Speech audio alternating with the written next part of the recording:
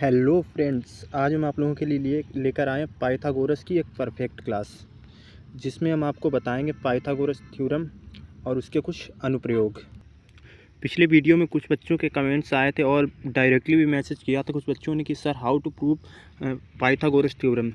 तो बहुत सारे बच्चों ने कमेंट किए थे, तो मैंने सोचा कि क्यों ना इस पर एक वीडियो बनाई जाए। तो चलिए जानते हैं कि पाइथागोरस क्या है, क्या चीज़, किस चीज़ का नाम है, किस जानवर का नाम है पाइथागोरस। तो पाइथागोरस कोई जानवर का नाम नहीं है। पाइथागोरस थे, वो एक थे गणितज्ञ, जीते जागते इंसान, और उन्होंने एक हमें दिया है सूत्र जिसे कहते हैं ए स्क्वायर प्लस बी स्क्वायर बराबर सी स्क्वायर। मतलब कि जो ए स्क्वायर होता है और बी स्क्वायर, इनका जो योग होगा वो सी स्क्वायर के बराबर होगा। लेकिन कहाँ पे होगा? तो वो यहाँ पे होगा, समकोण त्रिभुज में। तब आप लोग कहोगे कि समकोण त्रिभुज क्या होता है? तो समकोण त्रिभुज ये होता है जिसकी एक भुजा होती है 90 डिग्री की। कितनी होती है? 90 डिग्री की, उसे समकोण त्रिभुज कहते हैं। और जो पाइथागोरस जी थे, उन्होंने एक इस पे जो समकोण त्रिभुज होता है उसमें एक बात बताई कि जो 90 डिग्री जो कोण होता है, उसके जो सामने वाली भुजा होती है उसको कहा जाता है कर्ण। क्या कहा जाता है? कर्ण। या दूसरे शब्दों में कहें तो जो तीनों भुजाओं में से जो भुजा सबसे बड़ी होती है, जो भुजा सबसे बड़ी होती है, आप तीनों भुजाओं की जो तीनों साइड्स हैं उनकी माप करेंगे, जो माप में जिसका मान सबसे अधिक होता है वो क्या होता है? वो होता है कर्ण। क्या होता है हमारा? वो होता है कर्ण। तो कर्ण हो गया, ठीक है। उसके बाद अब आधार तो आप लोग समझते होगे, बेस। अब हम कोई मकान बनाते हैं या कुछ भी बनाते हैं तो उसमें क्या होती है? नींव, जो आधार होता है वो क्या, कहाँ होता है? वो होता है नीचे। तो नीचे इसमें जो है भुजा वो हो गई हमारी बेस या आधार, ठीक है। उसके बाद रह जाती है एक भुजा जो होती है सीधी, ठीक है, जिसे बोलते हैं लंब। मतलब ये क्या है? सीधी खड़ी है, तो ये क्या हो गई? लंब। तो इसे क्या बोलेंगे हम? लंब। ओके, चलिए। तो इसकी जो थ्योरम थी, पाइथागोरस जो थ्योरम है, उसमें जो पाइथागोरस जो गणितज्ञ थे उन्होंने बताया कि जो दो भुजाओं जो होती हैं, जो दो भुजाएं होती हैं कर्ण को छोड़ के, अगर इनका योग किया जाए, जो दो भुजाएं होती हैं इनके स्क्वायर का, इनके वर्ग का अगर योग किया जाए, तो जो तीसरी भुजा होती है कर्ण जिसे बोलते हैं, जो सबसे लंबी होती है, उसके वर्ग के बराबर हो जाता है। मतलब कि जो बड़ी वाली भुजा होती है इसके वर्ग, जो इसका वर्ग होता है, मान लो अगर ये 4 है तो इसका वर्ग क्या हो गया? इसका वर्ग हो गया 16। तो 16 क्या होगा? इन दोनों के वर्ग के बराबर होगा। किसके वर्ग के बराबर? जो इन दोनों भुजाओं का हम योग करेंगे उनके वर्ग के बराबर होगा वो 16, ठीक है। आशा करते हैं आप लोगों को इतना समझ में आ गया होगा। तो हमें इससे क्या प्राप्त हुआ कि जो ए स्क्वायर होता है और प्लस बी स्क्वायर होता है, मतलब ए स्क्वायर और प्लस बी स्क्वायर, ए स्क्वायर और बी स्क्वायर, वो किसके बराबर होता है? सी स्क्वायर, यानी कि कर्ण स्क्वायर के बराबर। लंब स्क्वायर प्लस आधार स्क्वायर बराबर कर्ण स्क्वायर। इसे हिंदी में बोल सकते हैं कि लंब कर्ण स्क्वायर बराबर क्या होगा? कर्ण स्क्वायर बराबर होगा लंब स्क्वायर प्लस आधार स्क्वायर। शॉर्ट में लिखा दे रहा है आधार स्क्वायर, ठीक है। तो अब बढ़ते हैं थोड़ा आगे और दिखाना चाहते हैं आपको इसकी क्या उत्पत्ति, क्या रचना और क्या हमें सिद्ध करना है। तो इसमें है सबसे पहले इसकी जो होता है जो पाइथागोरस प्रमेय क्या होती है? एक समकोण त्रिभुज, क्या है? एक समकोण त्रिभुज में कर्ण का वर्ग अन्य दो भुजाओं के वर्ग के योग के बराबर होता है। जो कर्ण का, अभी हमने पिछली उसमें पेज पे क्या पढ़ा था कि जो कर्ण का वर्ग होता है इसमें, कि जो कर्ण का वर्ग होगा जो अन्य दो भुजाएं हैं इनके वर्ग के योग के बराबर होता है। तो चलिए इसमें देखते हैं क्या है। एक समकोण त्रिभुज में कर्ण का वर्ग अन्य दो भुजाओं के वर्ग के योग के बराबर होता है। अब देखिए हमें करना क्या है, हमें दिया क्या गया है और करना क्या है। देखो, अब सबसे पहले हम डायग्राम बना लेते हैं, ठीक है। चलिए, अब हमने बना लिया यहाँ पे एक समकोण त्रिभुज, ठीक है। तो इस समकोण त्रिभुज में क्या है? दिया क्या गया है? दिया गया है हमें कि जो ये भुजा है, ये वाली, ये कितनी होगी? 90 डिग्री, ठीक है। ये क्या है? दिया गया है, क्या होगी? 90 डिग्री, ठीक है। यहाँ पे क्या है? ए, इसको हम मान लेते हैं ए, इस साइड को मान लेते हैं बी, ठीक है। इसको मान लेंगे सी। अब देखिए क्या दिया गया है कि जो त्रिभुज ए बी सी डी है, त्रिभुज ए बी और सी डी में जो कोण बी है, क्या है, कोण बी है, वो कितना है, कोण बी है वो कितना है, दिख रहा है कि 90 डिग्री है, क्या है, 90 डिग्री, ठीक है, 90 डिग्री है, कोण बी 90 डिग्री है। तो हमें लिखना यहाँ पे पड़ेगा क्या, कोण बी बराबर 90, ठीक है। इसके बाद हमें क्या करनी है, रचना हम क्या करेंगे, इसमें जो हमें करना होता है, इससे कोई फ़र्क नहीं पड़ता है, क्वेश्चन पे हम कर सकते हैं, ठीक है। तो हम रचना कर रहे हैं, रचना क्या करेंगे, देखिए, जो हम बी से, कोण बी से और AC वाली भुजा जो कर्ण है हमारा, इस पर डालेंगे एक लंब, ठीक है। ये हमने कर दिया रचना में हमें क्या लिखना पड़ेगा कि कोण बी से जो भुजा BD है, जो क्या है BD, ये B और यहाँ पे मान लिया D, ये क्या हो गया, लंब, BD क्या हो गया, लंब। BD जो लंब डाला है हमने, वो कहाँ डाला है, BD लंब का ये साइन बना दिया, लंब का ये साइन बना दिया। जो BD लंब है वो हमने किस भुजा पे डाला है, A और C पे डाला है, इस पे AC पे, इस भुजा पे डाला है। तो हम यहाँ पे लिख देंगे A और C, ठीक है। BD लंब किस पे डाला है, AC पे। उसके बाद हमें सिद्ध क्या करना है, सिद्ध तो यही करना है ना कि जो ए वाली भुजा है और ए वाली भुजा, इन दोनों का योग, इन दोनों के वर्ग का योग इसके वर्ग के बराबर होता है। जो AB भुजा है और जो BC भुजा है उसके वर्ग का योग जो AC भुजा है उसके बराबर है, यही हमें क्या करना है, सिद्ध। तो हम क्या लिखेंगे यहाँ पे, सिद्ध क्या करना है, जो AC स्क्वायर है, जो कर्ण स्क्वायर है, वो बाकी दो भुजाएँ हैं, जो AB है, AB मतलब लंब का स्क्वायर और प्लस आधार जो है B और C, उसके वर्ग के बराबर है या नहीं है, बस यही हमें क्या करना है, सिद्ध करना है। चलिए सिद्ध करते हैं, अभी से आगे की ओर बढ़ते हैं थोड़ा अगले पेज पर। तो यहाँ से दिख रहा होगा आपको क्या लिखा है, उत्पत्ति क्या है इसमें कि जो कोण AB ADB है, फिर एक बार डायग्राम बनाना पड़ेगा।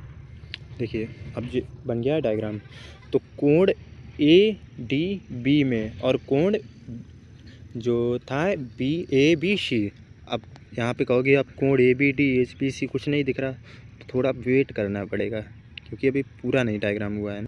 चलिए देखिए क्या बोला था मैंने, जो था कोण AB, जो त्रिभुज ADB था, ADB कौन सा है ADB, चलिए कलर चेंज करके आपको दिखाते हैं कि जो A D और B इस त्रिभुज में, और त्रिभुज ABC जो हमारा पहले से था ABC, ठीक है, इन दोनों त्रिभुज में हमें देखना है, इसमें और ये वाला जो बड़ा वाला है कि क्या कॉमन हमें मिल रहा है। तो हम लिखेंगे यहाँ पे त्रिभुज ADB, AD और B में, सॉरी में नहीं लिखना है यहाँ पे, त्रिभुज ABD और की जगह कॉमा लगा दे रहे हैं, A B और C में, ठीक है, क्या कॉमन है। तो त्रिभुज ABD और इसमें क्या कॉमन है, देखो ये वाला त्रिभुज है, इसमें 90 डिग्री कहाँ पे है, कोण B पर 90 डिग्री है, और इस पे 90 डिग्री कहाँ पे मिलेगा हमें, कोण जो वो हमारा D है, D पे मिलेगा हमें 90 डिग्री, ठीक है। कहाँ पे मिलेगा, जो यहाँ पे 90 डिग्री मिलेगा और इसमें यहाँ पे 90 डिग्री मिलेगा। तो हम कोण बनाएंगे, एक कौन सा है यहाँ पे, A D और B, 90 डिग्री कोण कौन सा है, A D और B, ठीक है। ये लिखेंगे इसमें कोण A D और B इक्वल टू कोण, इसमें 90 डिग्री कौन सा है, ABC, ठीक है, ABC इक्वल टू कितना है, 90 डिग्री, ठीक है, इतना हो गया। उसके बाद इसमें क्या है कि जो भुजा A और भुजा A कॉमन क्या मिल रहा है इन दोनों में, इसमें भी हमें ये वाली भुजा कॉमन मिल रही है, जो बड़ा वाला त्रिभुज है, ये बड़ा वाला है, इसमें कौन सी भुजा, ये वाली कॉमन मिल रही है, और जो छोटा वाला है इसमें भी हमें एक ए ही कॉमन मिल रही है, ये वाली भुजा।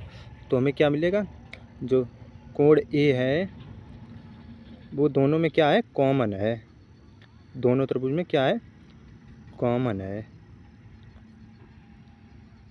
कॉमन। ओके, दोनों में क्या है, कॉमन है। उसके बाद तो क्या हो गया कि जो वो होता है कोण कोण सर, वो होती है कोण कोण से, कि ये दोनों क्या हो गए, समरूप हो गए। क्या हो गए, दोनों त्रिभुज समरूप हो गए। कोण कोण समरूपता से क्या हो गए, दोनों समरूप हो गए। तो कोण त्रिभुज है ए डी बी समरूप है किसके, त्रिभुज ए बी और सी के। तो जब समरूप है तो इसे क्या कर सकते हैं, इसकी ये वाली भुजा लेंगे और इसकी भी ये वाली लेंगे। ठीक है, इसकी ये वाली लेंगे तो इसकी भी यही लेनी होगी। चलिए लेते हैं। तो ए डी अपॉन में ए बी, ठीक है, इजिकल टू, अब इसकी हमने ली है ए बी, ए और बी, ठीक है, ए बी अपॉन, तो इसकी कौन सी लेनी पड़ेगी, ए और सी, ए सी। अब क्या करेंगे, क्रॉस मल्टीप्लाई करा देंगे इन दोनों का। क्या कराएंगे, क्रॉस मल्टीप्लाई। ठीक है, चलिए कराते हैं क्रॉस मल्टीप्लाई। तो क्या हो गया, यहाँ से ये करेंगे तो ए डी गुणे A C, A D into A C is equal to, इसका कराएंगे तो A B square, A B square. ये हमें एक मिल गया है इक्वेशन, जो है पहली। ठीक है, चलिए अब हम देखते हैं दूसरे वाले त्रिभुज में। यहाँ से थोड़ा हम करेंगे इसे इरेज, दूसरा डायग्राम बनाएंगे।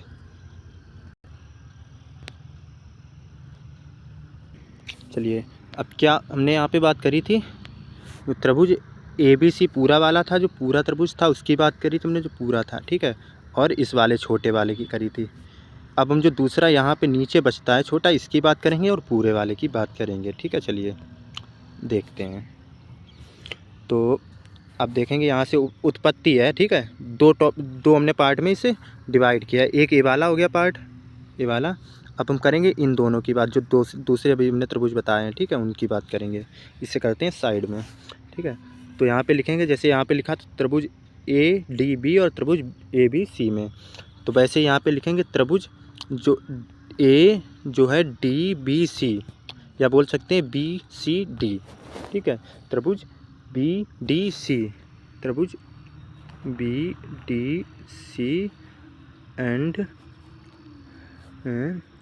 ए बी सी में, ए बी सी। ठीक है, इन दोनों त्रिभुज की अब हम बात करेंगे। ठीक है, इसमें क्या है कि जो कोण ए बी सी है और कोण बी डी सी है वो कितना है, 90 डिग्री। कि जो कोण कौन सा है, कोण है ए बी सी, और कोण बी डी सी, कौन सा, कोण बी डी सी कितना है, 90 डिग्री। इसमें भी ये 90 था, इसमें भी ये 90 है। ठीक है, तो ये हमें दोनों क्या मिल गए, बराबर मिल गए कोण। कि जो कोण है A B C equal to B D C equal to 90 degree. ठीक है, इतना हमें मिल गया। ठीक है, उसके बाद क्या है, इसमें हम देखेंगे उभयनिष्ठ, मतलब यानी कि कॉमन क्या है। तो कॉमन क्या हमें यहाँ पे मिल रहा, जो उसका कोण सी है, कोण सी इस बड़े वाले में भी कॉमन है, इस बड़े वाले में एक कोण सी और छोटे वाले में भी कोण सी, हमें उभयनिष्ठ मिल गया। तो कोण सी इक्वल टू, कोण सी क्या है, कॉमन है। इसे ऐसे कॉमन शॉर्ट में हमने लिख दिया। चलिए अब आगे बात करते हैं। तो आगे क्या करना है हमें, कि जो हमने अभी बताया था, ये कोण कोण समरूपता होती है, यानी कि अगर किसी त्रिभुज के दो कोण बराबर हैं या कॉमन है या उभयनिष्ठ हैं, तो वो त्रिभुज क्या हो जाएगा, समरूप हो जाएगा।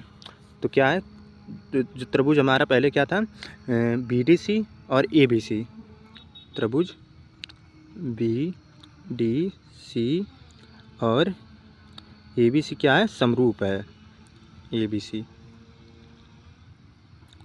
हमें यहाँ से मिल गया कि त्रिभुज बी डी सी और ए बी सी सेम इसी तरह जैसे हमने पहले वाले में किया था, तो उसी तरह हमें मिल गया कि समरूप है।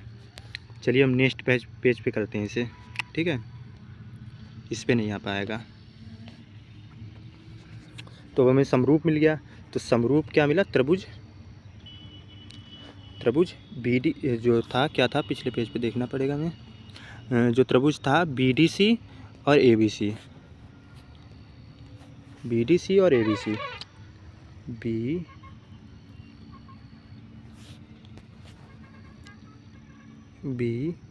BDC समरूप है किसके, त्रिभुज ABC के।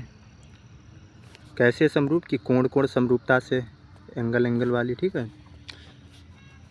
उसके बाद हम करते हैं वही प्रोसेस, ठीक है। क्या करेंगे, जो मैंने अभी पिछली बार में किया था कि इसकी ये वाली लेंगे और इसकी ये वाली भुजा, तो सॉरी इसकी लेंगे लास्ट वाली, गलत बोल गया भाई, इसकी लेंगे ये वाली और इसकी लेंगे ये वाली। तो DC upon BC equal to, अब इस और दूसरी कौन सी लेंगे, दूसरी लेंगे इसकी लेंगे B और C और इसकी लेंगे A और C। तो इसकी ले ली BC और इसकी ले ली AC, ठीक है। वही क्रॉस मल्टीप्लाई, ठीक है। तो ये क्या हो गया, DC into AC, DC into AC क्या हो गया, DC इंटू AC, और वो क्या हो गया, BC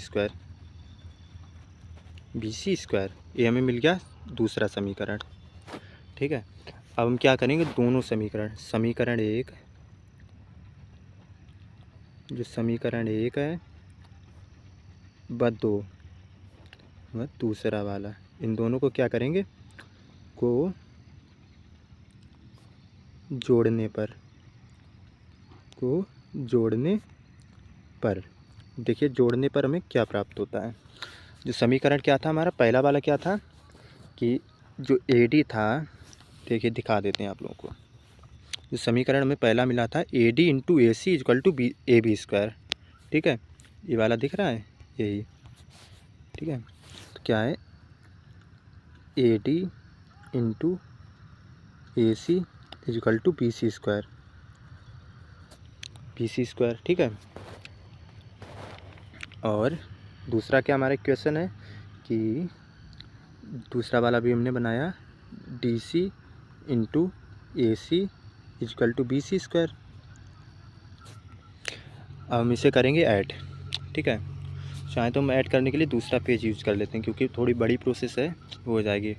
और यहाँ तक समझ में आया हो तो कमेंट में यस लिख दीजिए।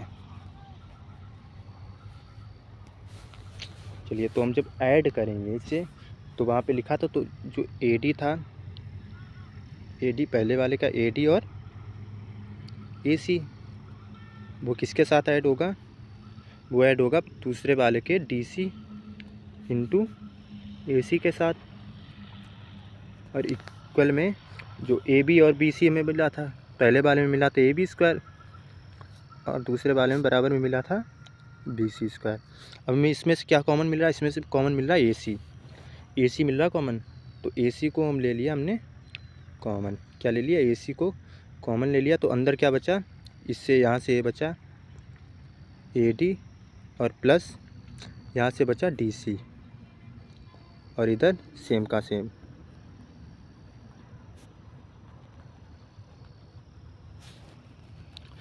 चलिए हम चलते हैं पहले वाले डायग्राम की ओर। क्या था डायग्राम में, ये वाला नहीं, इस वाले में देखिए, जो हमारा ये था, देखो AD और DC। तो इस वाले पेज में क्या है, लास्ट वाले में, कि जो AD और DC ये दिया है, तो अगर हम AD और DC को ऐड करते हैं तो हमें क्या प्राप्त होता है। देखिए, जब हम AD और DC को ऐड करते हैं, देखिए सही से आपको दिखा रहे हैं, जो AD है, ये वाला दिख रहा है AD और ये दिख रहा है DC, इसको ऐड करेंगे तो ये वाली हमें भुजा बड़ी वाली मिल जाएगी, जो क्या है A और C। तो हम AD और DC की जगह क्या लिख सकते हैं, ऐड किया तो क्या लिख सकते हैं, AC, ठीक है, A और C। चलिए AC यूज कर देते हैं उसकी जगह, AD और DC की जगह AC। तो क्या हो गया, AC गुणे AC is equal to AB square plus BC square. Okay, अब AC क्या हो गया, AC स्क्वायर बराबर AB² प्लस BC²। यही क्या करना था हमें, यही करना था प्रूव। आप देख सकते हैं कि हमने क्या प्रूव करने को बताया था, यही प्रूव करने को बोला था। क्या हमें सिद्ध करना है, हमें करना है AC² बराबर AB² प्लस BC²। और क्या हो गया हमारा, ये प्रूव हो गया क्या है कि AC² बराबर AB² प्लस BC²। तो हम यहाँ पे क्या लिख सकते हैं, प्रूव्ड। ओके। अगर वीडियो आपको अच्छी लगी हो, इससे कुछ भी थोड़ी भी नॉलेज मिली हो, तो प्लीज़ लाइक करिएगा और सब्सक्राइब करें और घंटी को दबाएं, जिससे हमारी जो पहली वीडियो आए वो आप तक सबसे पहले पहुंचे। ठीक है, धन्यवाद।